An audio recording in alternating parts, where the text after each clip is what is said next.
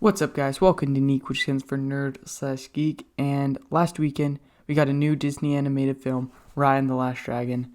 So yeah, let's do this.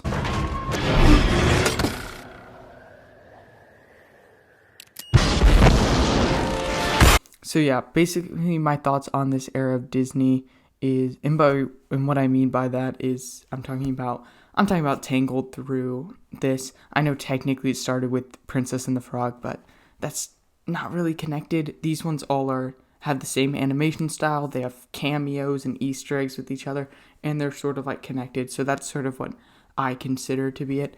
And I've generally liked them all. The only one I don't really like is Drop Breaks the Internet, but there hasn't been many like I loved. Most of the time, they're not like my favorite animated movie of the year, but I generally do like them to really like them, and a couple I like really, really like. My favorite two are probably Tangled and Big Hero 6. So yeah, with movies, I generally don't have an unpopular opinion in the direction of where I like it less than the majority of people. I sometimes have it, or quite a few times, where I like it more, but I don't normally like a movie less than how people normally like it. So this is kind of weird because I'm not going to give this as high as a score as some people will. I still did like it. I still think it's good, but some people will go a bit more crazy for it than I did.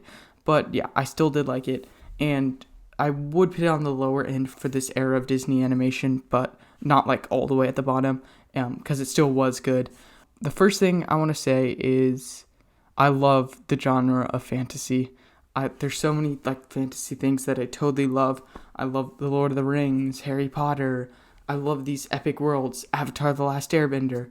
So many like fantasy worlds. I just really like that stuff, and I don't feel like we get enough fantasy movies and shows right now. We do get some, but like I always want more. So the fact that they're doing a fantasy movie, that made me excited because I really like this genre. So it's kind of weird that when they're doing a genre I really like, it didn't really connect with me as much, and I didn't like it as much as some people really liked it, because it seems like I would. So yeah, that's kind of interesting that happened.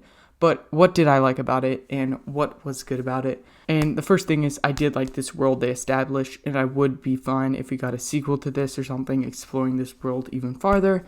The animation is incredible. Like, the attention to detail is amazing. Everything has this just great look to it. I'm always amazed by animation. Like, whenever I just see animation that just looks so good, I'm just like, how does that happen? How does it look so good? That's like the water and just the hair and everything looks amazing. In terms of the traditional 3D animation, I'm not quite sure if I'd say it's the best. Right now, I'm going back between this and Soul. I think those have the best traditional 3D animation. And then also Toy Story 4. Those would probably be the top three in terms of their animation. Like, obviously, I love stuff like Into the Spider-Verse has really creative animation. I love it. But in terms of just doing this traditional 3D animation, those two are the best. Action scenes I thought were handled really well. Raya has this really cool sword that can be used in interesting ways. You got some cool sword fights, some other cool action scenes. You don't get a whole bunch of action, but when you do get it, it was all handled really well. The score is also really good and fits this type of movie. And the theme of the movie about trust and all this sort of stuff, I did like what they were going for. I like how they ended things. Like, that ending was really cool and stuff. But the way they portrayed this theme, I don't really think they handled it completely well. And I think the main reason is, like, they sort of, like, forced it at you. They say trust so many times in this movie. Like, they're really trying to hammer in that trust is the theme of the movie. They state it over and over and over again. And I feel like you sometimes want to let your audiences figure things out for themselves. And I feel like lots of times, because it's a movie that's more aimed at kids, they feel like, oh, we need to just tell them everything. We can't let them figure anything out by themselves because they're stupid. But kids are a lot smarter than lots of people realize. So I really appreciate when they portray things in a way kids will understand, but they don't just forcefully tell them that. Like, a great example of that would be Inside Out. They don't tell... Once you get to the end of the movie with everything, they don't flat out tell you the theme. They show you. but they show it in a way that a kid could understand. That's what I like what they do, not when they just force in the theme at you, even though I do like what they were trying to say.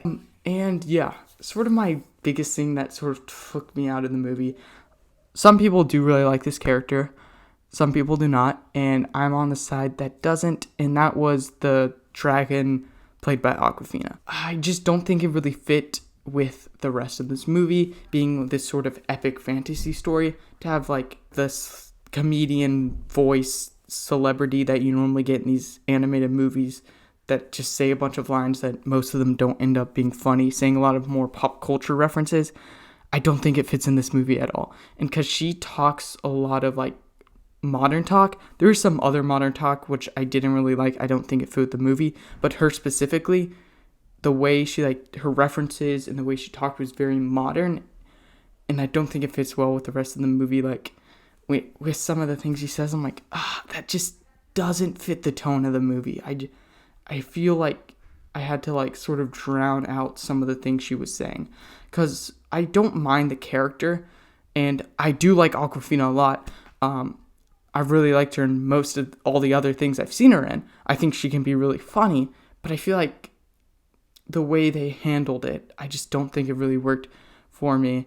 And yeah, sadly, that was the weakest element of the part for me, and it really just took me out of the movie a lot whenever she'd say something, and like just she says a lot, does a lot, and can just sort of get annoying with the way they portray her. And yeah, I have to say I was not a fan. I did enjoy all the other characters. The voice acting was all really good. Of course, you have Kelly Marie Tran in as Raya, and I feel really bad for Kelly Marie Tran, because with Star Wars, people didn't like Rose, and they took it out on her, and on social media she got bullied and stuff, and like I don't think she deserved it. And I didn't love her performances in like the 2 Star Wars movies she's in, but also I didn't really like the character all that much, like, and she doesn't really have the most to do, so I didn't want to blame her. Like I definitely don't want to bully someone just because I don't like the thing. I feel like that's stupid, and I feel really bad for her. But I'm really glad to say that I really liked her in this movie. I thought she did a really good job voicing Raya. So yeah, at this point I'll be happy to see her show up in other things. And then all these like sort of other like main side characters are very likable characters, but they don't get the most depth. Obviously, you can only do so many things in a movie, and you can't give all the characters lots of depth. And so if a movie doesn't go for that, if they're just trying to focus on like the one character and a bunch of other characters are just supposed to be there, I don't mind it that much. But in this movie, I feel like they wanted you to care a lot about these characters. They were trying to set up a lot with these characters. Like, we all had an introduction scene about these characters, sort of learning about them, but then we didn't get more. And to conclude things with them, I feel like we're missing the middle part of stuff to do. Once it's in the middle, once after their introduction scene until the end, they're just sort of there along for the journey, and I wish we would have seen more of them, because I did find them interesting and likable. I even liked the baby. I wasn't expecting to like the baby at all. I thought, I'm like, ooh, when I saw the trailer, but I even liked the baby enough, so I would just wish we got to see more of them.